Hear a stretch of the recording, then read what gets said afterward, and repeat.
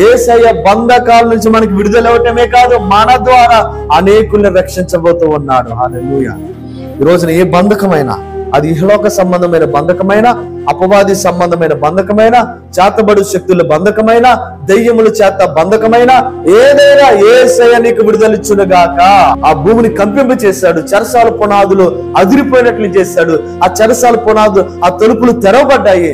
వారి కట్టినటువంటి ఆ సంఖ్యలు ఊడి కింద పడిపోయినాయి. ఏమండి, అక్కడ ఇంకా అద్భుతాన్ని మనం చూస్తే, ఆ చెరసాల యొక్క అధికారికి మెలకు వచ్చి చూస్తే అర్ధరాత్రి వేళ, ఏమండి, చెరసాలు తలుపులన్నీ తెరిచున్నాయి. చెరసాలు తలుపులన్నీ తెరిచుంటే ఆ దొంగలు ఉంటారండి? ఏమండి, పారిపోవాలి. లేకపోతే ఈ పౌలుశీలలు కూడా ఏమైపోవాలి? దేవుడు మాకు విడుదలిచ్చాడు, దేవుడు మా ప్రార్థన విన్నాడు, మాకు దేవుడు ఈ బంధకాల నుంచి విడుదలిచ్చారు అని చెప్పి అక్కడి నుంచి పారిపోవాలి. కానీ వాళ్ళెవరు పారిపోలేదంట, అక్కడే ఉన్నారంట.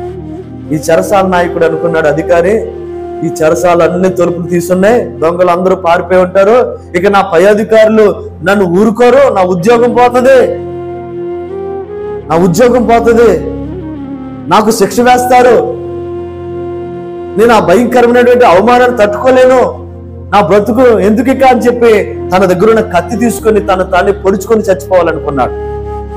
ఆ కత్తి తీసుకొని పొడుచుకుంటుంటే పౌలుశీలలు అంటారు అక్కడుండి, అయ్యా అధికారి, నువ్వు హాని చేసుకోవద్దయ్యా, మేము ఎవ్వరం పారిపోలేదు, అందరం ఇక్కడే ఉన్నాము. హల్లెలూయా. చూస్తాం, అధికారి ఆశ్చర్యపోయి, ఇంత మంచి మనసు ఈ లోకంలో ఎవరికి లేదే, ఎదుటి వారి గురించి ఆలోచించారే, నా ఉద్యోగం గురించి ఆలోచించారే, నాకు మంచి చేశారే, నేనే కదా మిమ్మల్ని బంధించారు, నేనే కదా మిమ్మల్ని చెరసాలలో వేశాను, నేనే కదా మీరు బయటికి రాకూడదని చెప్పి బండ్ల చేత మీ చేతులు కాళ్ళు కట్టేశాను, నా కోసం మీరు ఆలోచించారే, మీ దేవుడు నాకు కావాలి, హల్లెలూయా అని చెప్పి ఏం చేయాలి అని వాళ్ళని అడిగినప్పుడు, అందుకు వారు ప్రభువైన యేసయ్య అందు విశ్వాసం ఉంచి అప్పుడు నీవు నీ ఇంటి వారు రక్షణ పొందుతారని చెప్పినప్పుడు అండి, అతడు అతని ఇంటి వారు అందరూ కూడా రక్షణ పొందారంట. హల్లెలూయా.